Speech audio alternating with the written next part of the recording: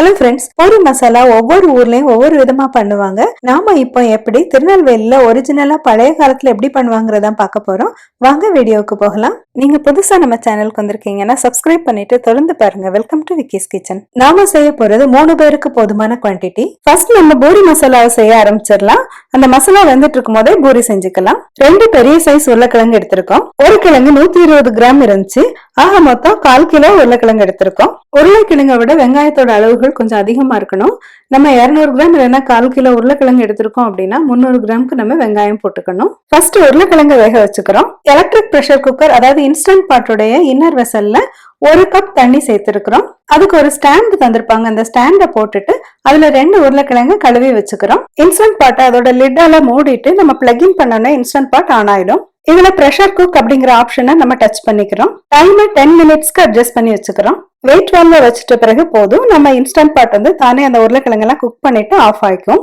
நம்ம ஸ்டவ்ல வச்சு யூஸ் பண்ணல, அந்த ரெகுலர் பிரஷர் குக்கர் யூஸ் பண்றோம் அப்படின்னா குக்கர்ல 1 டம்ளர் தண்ணி சேர்த்துக்கிறோம். இது பிரஸ்டீஜோட 3 லிட்டர் பிரஷர் குக்கர். இதுல நம்ம உருளைக்கிழங்கு டைரக்டாவே சேர்த்துக்கிறோம். குக்கர் மூடியில இந்த ரப்பர் கேஸ்கெட்டை சேர்த்துக்கிறோம். இனிமே குக்கரை மூடிட்டு அடுப்புல வச்சுட்டு அதுல இருந்து கொஞ்சம் ஸ்டீம் வர்ற மாதிரி இருக்கும் போது அதுல நம்ம அந்த வெயிட் வால்வை போட்டுக்கிறோம்.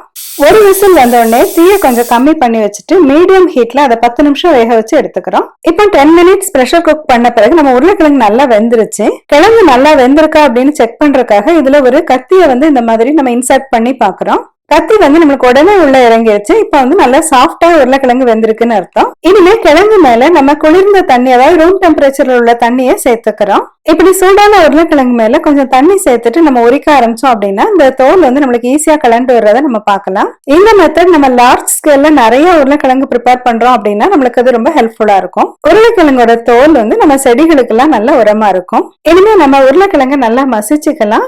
இதை நம்ம கையாலனாலும் இந்த மாதிரி பிசைஞ்சு விட்டுக்கலாம். இல்லைன்னா நான் இப்ப காட்டுறேன்ல இந்த மேஷரை வச்சு நல்லா பிரஸ் பண்ணோம் அப்படின்னா உருளைக்கிழங்கு நம்மளுக்கு ஃபாஸ்டா மசிஞ்சிரும். கிழங்கு தாளிக்கிறதுக்காக நம்ம நல்ல பெரிய சைஸ் வெங்காயம் 2 எடுத்து வச்சிருக்கிறோம். இது கூட 1 கொத்து கருவேப்பிலை, 2 இன்ச் சைஸ்க்கு இஞ்சி எடுத்து வச்சுக்கிறோம். 4 பச்சை மிளகாய் எடுத்து வச்சிருக்கோம். இந்த சைஸ்ல நம்ம 2 வெங்காயம் 2 உருளைக்கிழங்கு அப்படின்னு எடுத்து வச்சிருக்கோம்ல, அதுக்கு நான் 4 பச்சை மிளகாய், ஒன்னொன்னுக்கும் 1 மிளகாய் அப்படின்னு கால்குலேட் பண்ணிருக்கேன். அப்படி பண்ணா நம்மளுக்கு காரம் சரியா இருக்கு. இஞ்சியும் மிளகாயும் பொடியாவும் இந்த வெங்காயத்தை கொஞ்சம் நீள வாக்குலையும் நம்ம கட் பண்ணி வச்சிருக்கோம். இனிமே அடுப்புல ஒரு குழம்பு பாத்திரத்தை வச்சு அந்த குழம்பு பாத்திரம் நல்லா சூடாக ஆரம்பிச்ச உடனே அதுல கடலை எண்ணெய் 2 டேபிள் ஸ்பூன் சேர்த்துக்கிறோம். எண்ணெய் சூடானதும் அதுல 1 டீஸ்பூன் கடுகு சேர்த்துட்டு கடுகு லேசா வெடிக்க ஆரம்பிச்ச உடனே கடலை பருப்பு 2 டீஸ்பூன் சேர்த்துக்கிறோம். கடுகு கம்ப்ளீட்டா வெடிச்சு முடிக்கிறக்கும் இந்த கடலை பருப்பு மைல்டா சிவப்பா மாறுறதுக்கும் நமக்கு டைம் சரியா இருக்கும். கடலை பருப்பு லேசா சிவக்க ஆரம்பிச்சிருச்சு பாத்தீங்களா?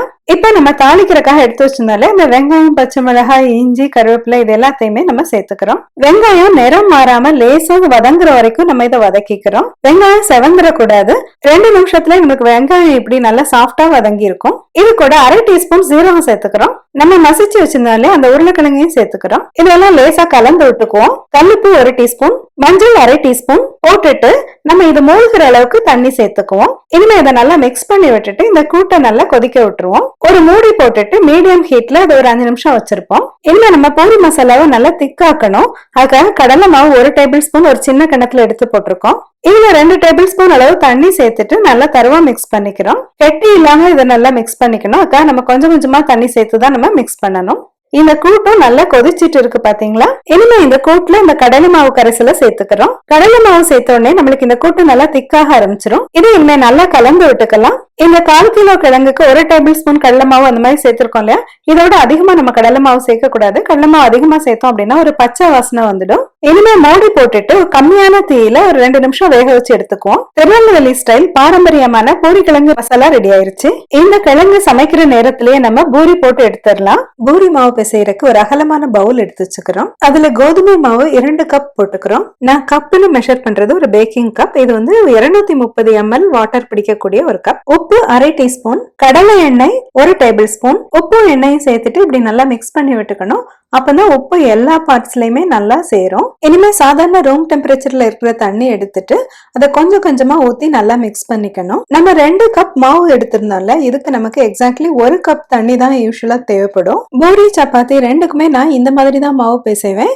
எனக்கு இந்த மாதிரி குவான்டிட்டியில தண்ணி சேர்த்தாதான் நல்ல மாவு வந்து நம்மளுக்கு உருட்டுறதுக்கு வசதியா இருக்கும். தண்ணி சேர்த்துட்டு நல்லா இப்படி அழுத்தி பிசைஞ்சுக்குவோம். மாவு ரொம்ப ஹார்டாவும் பிசையக்கூடாது, அதுக்காக ரொம்ப வளவளப்பாவும் இருக்கக்கூடாது. இது மேல கொஞ்சமா நம்ம எண்ணெய் சேர்த்துட்டு இதை நல்லா மிக்ஸ் பண்ணி வச்சுக்குவோம். இப்ப வந்து நம்மளுக்கு மாவு காஞ்சு போகாது. இது மேல ஒரு பிளேட் போட்டு நம்ம மூடி வச்சிடலாம். சப்பாத்தி செய்யணும் அப்படின்னா இதை ஒரு 10 நிமிஷமாவது ஊற வச்சுட்டு அதுக்கப்புறம் நம்ம செய்ய ஆரம்பிக்கணும். ஆனா பூரி அப்படின்னா நம்மளுக்கு அதிகமான நேரம் இந்த மாவு வெளியில இருந்துச்சு அப்படின்னா எண்ணெய் குடிச்சிரும். மாவை இப்படி ஈக்குவல் சைஸ் சின்ன உருண்டைகளா நம்ம பிடிச்சு வச்சுக்கலாம். நான் யூஸ்வலா ரொம்ப சின்ன சைஸ் பூரிகள் தான் செய்வேன். எனக்கு வந்து அந்த பாத்திரத்துல அப்படி போட்டு எடுக்கிறதுக்கு தான் ஈஸியா இருக்கும். எனக்கு வந்து இதுல 14 பூரிகள் வந்தது. ரெஸ்டாரண்ட்ஸ் ஹோட்டல்ஸ்ல எல்லாம் பண்ற மாதிரி பெரிய சைஸ் பூரிகளா போட்டோம் அப்படின்னா நம்மளுக்கு இதுல 10 பெரிய பூரிகள் கிடைக்கும். இல்லைன்னா இப்படி நீளமான ஷேப்புக்கு இந்த மாவை இப்படி தேய்ச்சிட்டு அதை வந்து ஈக்குவல் சைஸ் பீசஸா நம்ம கட் பண்ணி வச்சுக்கலாம். இப்படி மாவை நம்ம பிரிச்சு வச்சுக்கிட்டு அதை கொஞ்சம் ஸ்மூத்தா உருட்டி வச்சுக்குவோம். பூரியை நம்ம வழக்கம் போல இந்த சப்பாத்தி கட்டை இருக்குல்ல, அதுல வச்சு கூட தேய்ச்சிக்கலாம். ஆனா நாம இப்போ இந்த டோர்டியா பிரஸ் அப்படிங்கிற இந்த பூரி பிரஸை யூஸ் பண்ணி பூரி செஞ்சுக்க போறோம். இந்த டோர்டியா பிரஸை ஃபர்ஸ்ட் ஜென்டலா ஒரு பேப்பரால வைப் பண்ணிக்குவோம். தோசை கல்ல எண்ணெய் தடவுற மாதிரி இதுல மேல உள்ள பிளேட்லயும் கீழே உள்ள பிளேட்லயும் கொஞ்சமா நம்ம ஆயில் தடவி அப்ளை பண்ணிக்கிறோம். நம்ம பூரிக்காக எடுத்து வச்சிருந்தாலே அந்த ஒரு சின்ன உருண்டையை வச்சுட்டு இந்த மாதிரி அப்படி அழுத்தணும் அப்படின்னா இது கொஞ்சம் ஓரளவு நல்லா விரிஞ்சு வரும். இப்ப பார்த்தோன்னா இது ஓரளவு தான் விரிஞ்சு இருக்குது, கொஞ்சம் சின்ன சைஸா தானே இருக்குது. இது அதோட கொஞ்சம் திக்காவும் இருக்குது இல்லையா, அதனால இதை திருப்பி வச்சுட்டு மறுபடியும் நல்லா அழுத்தணும். இது எனக்கு பூரி செய்யறதுக்கு ரொம்பவே யூஸ்ஃபுல்லா இருக்கு. ஆனா இதுல சப்பாத்தி செய்யும் போது அவ்வளவா தின்னா வர்றது இல்ல. இப்படி 2-3 தடவை நம்ம அப்படி அழுத்தணும் அப்படின்னா நம்மளுக்கு இந்த பூரி வந்து நம்மளுக்கு தேவையான சைஸ்க்கு வந்துடும். இந்த பூரிக்கு மாவு பிசையும் போது நம்ம ரொம்ப ஸ்டிஃபா பிசையல, கொஞ்சம் சாஃப்டா தான் பிசைஞ்சிருக்கிறோம். இப்படி ஒவ்வொரு பூரிக்கா நம்ம பிளாட் பண்ணி அதெல்லாம் ஒரு பிளேட்ல அடுக்கி வச்சுக்கலாம். இது பூரிக்கு மட்டும் இல்ல, கார்ன் டார்டியா பண்றதுக்கும் நம்மளோட தட்டை அந்த மாதிரி இந்தியன் ஸ்நாக்ஸ் பண்றதுக்கும் ரொம்பவே யூஸ்ஃபுல்லா இருக்கு. ஒரு 5 நிமிஷம் தாங்க ஆகும். இது எல்லாத்தையுமே நம்ம இப்படி பிளாட் பண்ணி எடுத்து வச்சுக்கலாம். நான் எண்ணெயை காய விட ஆரம்பிச்சிட்டு தான் இந்த மாதிரி எல்லாத்தையும் பிரஸ் பண்ண ஆரம்பிச்சேன். பூரி பிரஸ் இல்லைன்னா இப்படி சப்பாத்தி கட்டையில வச்சு தேய்ச்சிக்கிட்டு நம்ம இந்த மாதிரி ஒரு நல்ல வட்டமான ஷேப்புக்கு ஒரு டிஃபன் பாக்ஸ் வச்சு கட் பண்ணி எடுத்துக்கலாம். பூரி பண்றதுக்காக அடுப்புல ஒரு திக்கான இரும்பு கடாயை வச்சு அதை சூடு பண்ணிக்கிறோம். வானொலி நல்லா சூடானதும் அதுல நம்ம கடலெண்ணெய் சேர்த்துக்க போறோம். 2 இன்ச் உயரத்துக்காவது நம்மளுக்கு எண்ணெய் நிக்கிற மாதிரி நம்ம அதுல ஊத்திக்கணும். நாம கிட்டத்தட்ட 1/4 லிட்டர் கடலெண்ணெய் எடுத்திருக்கோம். இனிமே எண்ணெய் நல்லா சூடாயிருச்சா அப்படின்னு செக் பண்றதுக்காக ஒரு சின்ன துண்டு மாவு இதுல போட்டு பாக்குறோம். மாவு நல்லா பொரிஞ்சு மேல வருது உடனே பாத்தீங்களா. இப்படி எண்ணெய் நல்லா சூடா இருக்கும் போது இமீடியட்டாவே நம்ம பூரிகளை போட ஆரம்பிச்சிடலாம். பூரியை போட்ட உடனே நம்ம இப்படி லேசா ஒரு கரண்டியால அதை எண்ணெய்க்குள்ளே அழுத்தி விடணும். அப்பதான் பூரி நம்மளுக்கு கொஞ்சம் உப்பெல்லாம் நல்லா வரும். எண்ணெய் நல்லா மேக்ஸிமம் ஹீட்ல இருக்கணும். அப்பதான் பூரி நம்மளுக்கு நல்லா பொங்கி பெருசா வரும். சப்போஸ் எண்ணெய் வந்து கம்மி ஹீட்டா இருந்துச்சு அப்படின்னா நம்மளுக்கு பூரி வந்து எண்ணெய் குடிச்சுக்க ஆரம்பிச்சிடும். சப்போஸ் அதிகமான ஹீட்டா இருந்துச்சு அப்படின்னா எண்ணெய் புகைய ஆரம்பிச்சிடும். அப்போ வந்து நம்ம தீயை கொஞ்சம் கம்மி பண்ணி வச்சுக்கணும். இந்த மாதிரி குழிவான இந்த ஓட்டைகள் இருக்கிற மாதிரி உள்ள கரண்டி யூஸ் பண்ணோம் அப்படின்னா நம்மளுக்கு பூரி எடுக்கிறது ரொம்ப ஈஸியா இருக்கும். அதே சமயம் இந்த அப்பளம் பொரிக்கிற கரண்டி வச்சும் நம்ம பூரியை ஈஸியா பண்ணிக்கலாம். நம்ம திக்கான இரும்பு கடாய் யூஸ் பண்ணி இந்த எண்ணெயை சூடாக்குனா மட்டும்தான் பூரி இந்த மாதிரி நல்லா ரவுண்டா உப்பி வரும். நம்ம வந்து எவர் சில்வர் கடாய் இல்லைன்னா அலுமினியம் கடாய் யூஸ் பண்ணோம் அப்படின்னா அந்த கடாய் ரொம்ப தின்னா இருக்கும் இல்லையா, அதுல வந்து எண்ணெய் வந்து நல்ல யூனிஃபார்மாலாம் நம்மளுக்கு ஹீட் ஆகாது. அப்படி மெல்லிசான கடாய் யூஸ் பண்ணும் போது நம்மளுக்கு சீக்கிரமா எண்ணெய் புகையிற மாதிரி இருக்கும். எண்ணெய் புகைஞ்சுன்னா நம்ம தீயை வந்து குறைச்சு வைப்போம் இல்லையா, அப்படி தீயை குறைச்சு வச்சோம் அப்படின்னா நம்மளுக்கு பூரி வந்து பிளாட்டா தான் வரும். அதனாலதான் நம்மளுக்கு அந்த மாதிரி தின்னான பாத்திரம் யூஸ் பண்ணி பூரி பண்றதுக்கு எதுவா இருக்காது. நம்ம பூரிக்கு இந்த பிளாட்டா தேய்ச்சோம் இல்லையா, அது வந்து கொஞ்சம் திக்கா தேய்ச்சோம் அப்படின்னா மட்டும்தான் இந்த மாதிரி நம்மளுக்கு பூரி வந்து உருண்டையா நல்லா உப்பி வரும். அதே சமயம் நம்மளுக்கு கடைகள் எல்லாம் யூஸ் பண்ணுவாங்களே அந்த டெக்னிக் தான் ரொம்பவே யூஸ்ஃபுல்லா இருக்கும். அதாவது பூரியை போட்ட உடனே இந்த மாதிரி அழுத்தி அழுத்தி விடுவாங்க. அதே சமயம் அது மேல கொஞ்சம் எண்ணெயை கூட அது மாதிரி ஊத்துவாங்க இல்லையா, அந்த மாதிரி பண்ணா அப்படின்னா மட்டும்தான் நம்மளுக்கு பூரி நல்லா பெருசா உப்பி வருது. மற்றபடி நம்ம பேக்கிங் சோடா இதெல்லாம் சேர்க்கவே தேவையில்லை. பேக்கிங் சோடா எல்லாம் சேர்க்காமலே நம்மளுக்கு ஈஸியா இந்த பூரி நல்லா உப்பலா வந்திருக்கு பாத்தீங்களா. இனிமே எண்ணெயை நல்லா வடிச்சிட்டு இந்த பூரி எல்லாம் எடுத்து ஒரு பேப்பர் டவல்ல வச்சுட்டு எண்ணெயை ட்ரைன் பண்ணிக்கலாம். இப்ப நம்ம பூரி எல்லாம் சுட்டு முடிச்சிட்டோம். இந்த பூரி உடனடியா சூடா சாப்பிடுறதுக்கு ரொம்ப நல்லா இருக்கும். அது மாதிரி கொஞ்ச நேரம் ஆன பிறகு கூட நம்ம டிஃபன் பாக்ஸ்ல வச்சு எடுத்துட்டு போனாலும் அப்பவும் கூட இது ரொம்ப டேஸ்டியா நல்லா இருக்கும். இந்த பூரி இந்த கிழங்கும் ரொம்ப பெர்ஃபெக்டா ரொம்ப டேஸ்டியா இருந்துச்சுங்க. நீங்க பக்கத்துல இருந்தீங்க அப்படின்னா உங்களுக்கு கொண்டு வந்து நான் இதை கொடுத்துருந்துருப்பேன். அந்த அளவுக்கு எனக்கு இது வந்து ரொம்ப பிடிச்சிருந்துச்சு. அவசியம் இந்த ரெசிபியை நீங்களும் வீட்டுல செஞ்சு பார்த்துட்டு எப்படி இருந்துச்சுன்னு சொல்லுங்க.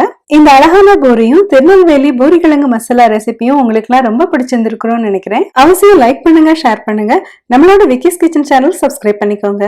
மறுபடியும் இது மாதிரி ஒரு இன்ட்ரெஸ்டிங்கான வீடியோ உங்களை நான் சந்திக்கிறேன். Until then, take care. See you.